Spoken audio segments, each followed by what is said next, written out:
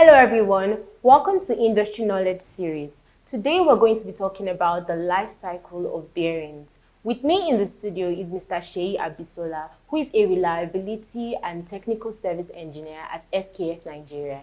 SKF Nigeria is a global leader in the bearing industry, and they are regarded as the best and the biggest manufacturers of bearings. With distributors like RPM, they are able to give and offer high quality bearings that last long in the toughest situations and conditions.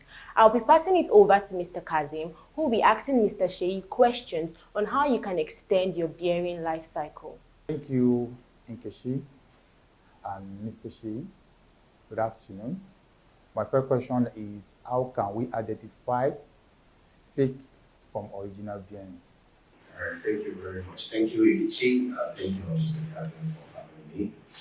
There are two ways by which you can identify a fake bearing from original bearing. Number one, ensure you're buying from SKF authorized distributor, which RPM is one of the key distributors. And number two is you can download SKF Authenticate app from Google Store or Apple Store. So what you're doing when you download this is there are instructions right there in the application which will tell you what the type of pictures you are taking on that particular item you want to verify, you want to carry out a verification on. And once you're able to capture all those information, you put in your email address, your phone number, and every other details, information that is required, then you send it. So it's going straight to our brand protection unit. You get two confirmation. First is the one that tells you that your email has been received, and the second one, which is the verification of that, the item being sent to tell you whether the bearing is genuine or counterfeit. Mr. Shi, thank you for the wonderful answer. So my next question is that if you're having a frequent failure in bearing replacement, what can we do? Where you get the bearings from, number one. How you mount the bearing, that is number two. So if you get an original bearing from RPM, for instance, and you mount the bearing, you pour mount the bearing, you just change the lifespan of that bearing by 16%. Let me break this down. Now, pour mounting in bearing life cycle takes 16%. Lubrication takes 36%. Fatigue takes 34%. And contamination takes the remaining percentage, which is 14%. Now, if you pour mount your bearing, you take away 60% of that bearing life. And once that bearing is already in position as a result of poor mounting, you will attract abnormal condition, which is fatigue. And fatigue is start to have 34% of that bearing life. Okay. Fatigue is start to have 34% of that bearing life. Now, if you have these two percentage coupled together, that is 50% of bearing life. If you get it wrong at that point, you have 50% of that bearing life wasted away already. So if you can get it right with this with it being said, then I can guarantee you that frequent bearing failure on your line will be totally addressed. Thank you again, Mr. Shi. So my third question is, how long can a bearing last while in operation? The bearing can last up to 25 years, but the question is the bearings will have right there on the line, and they last up to that number of years.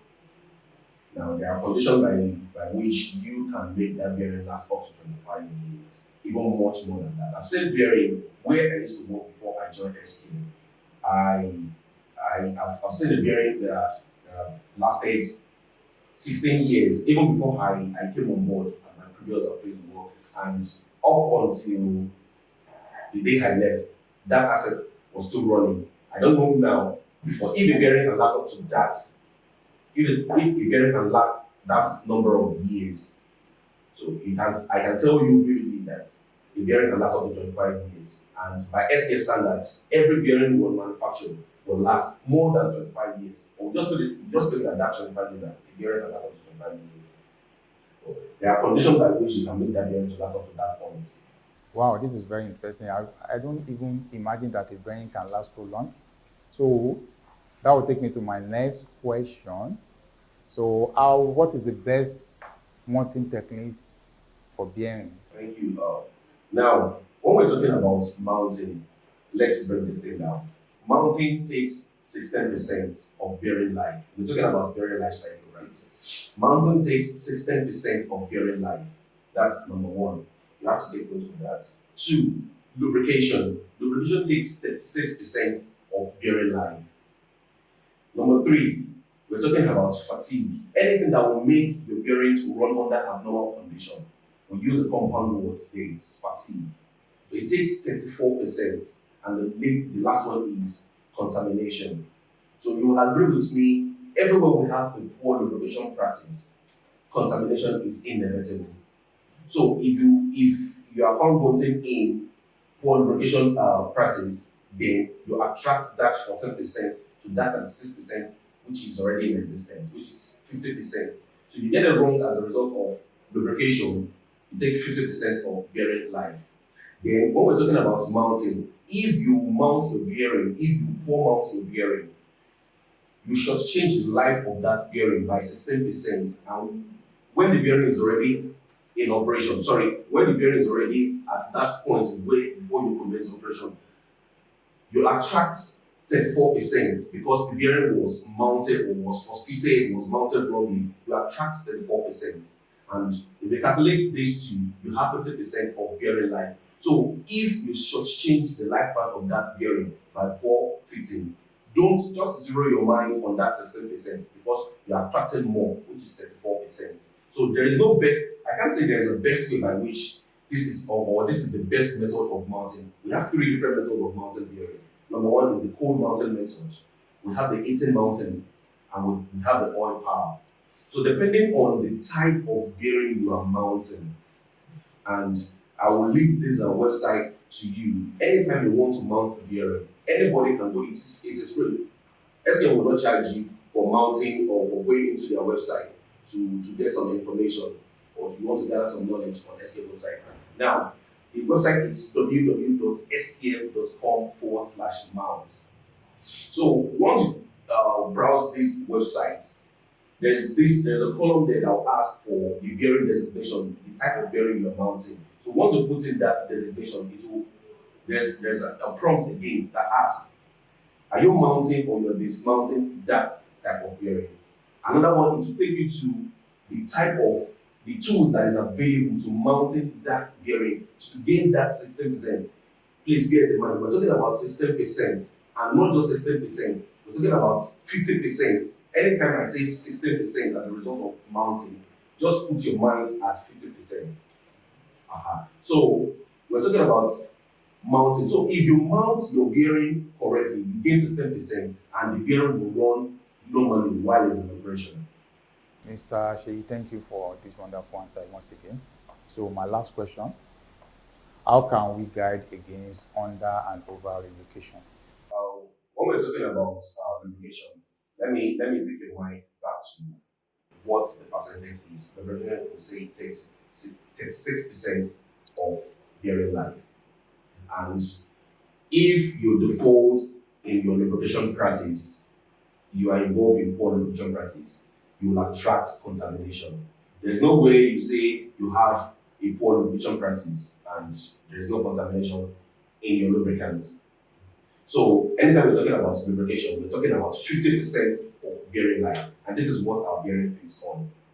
Now, to guide against overgreasing or undergreasing, if you are calculating, if whatever lubricant you're injecting into your bearing is not calculated, you are doing either of those two. You're either over lubricating or you're under lubricating. And this, if you can calculate that, then you will guide against overgrazing and undergrazing of the bearing. Another thing is you can opt for automatic lubrication system. This automatic lubrication system is designed in such a way that it will dispense the lubricant at the given time and to last for a given time. It all depends on the instruction you're giving to the system. Everything will be, of course, you're going to configure it. This is how I want this bearing, this is how I want this lubrication system to perform. This is the quantity of lubricants I want it to dispense for this number of time before lubrication. Thank you, Mr. Sheyi. So I would like to round up with this final question. How would you know, or how can you know when your bearing is going bad? It's easy. Our bearing it speaks to us while in operation. Bearing will not speak to you while it's still lying there on the shelf. Or it's until you put them into operation, of course, you've done the mounting, you've done everything. When you put them into operation, that's when they start speaking. So ability to pick those voices while you're speaking to us, that is where you have this condition monitoring phase coming into the system. And we have contracting and technical services that can render these services for you perfectly. So when we're talking about bearing going bad, and you want to know the services that contracting and technical services offer are the likes of vibration analysis, infrared thermography, uh, bearing damage analysis, as the case may be. Any services that has to do with the condition of your bearings. You want to know the current status. You want to know how they're faring. Are they running low on lubricants? Services like that, be it mechanical, electrical, name it, they can deliver a perfect job in that space. So condition monitoring is key to every fast growing, even the one that are just coming. Condition monitoring is very, very key to their operation. So it's not something you can just brush aside. It's key to every growing plant these days. Thank you, Mr. Sheyi, for honoring our invitation. I hope this video has been beneficial to you. For questions and comments, please visit our website www.rpm.com.ng. For technical and consultation services, visit www.catng.com. Download the SKF Authenticate app on Play Store and Apple Store to confirm the originality of your bearings. That'll be all. Thanks for watching. Stay safe.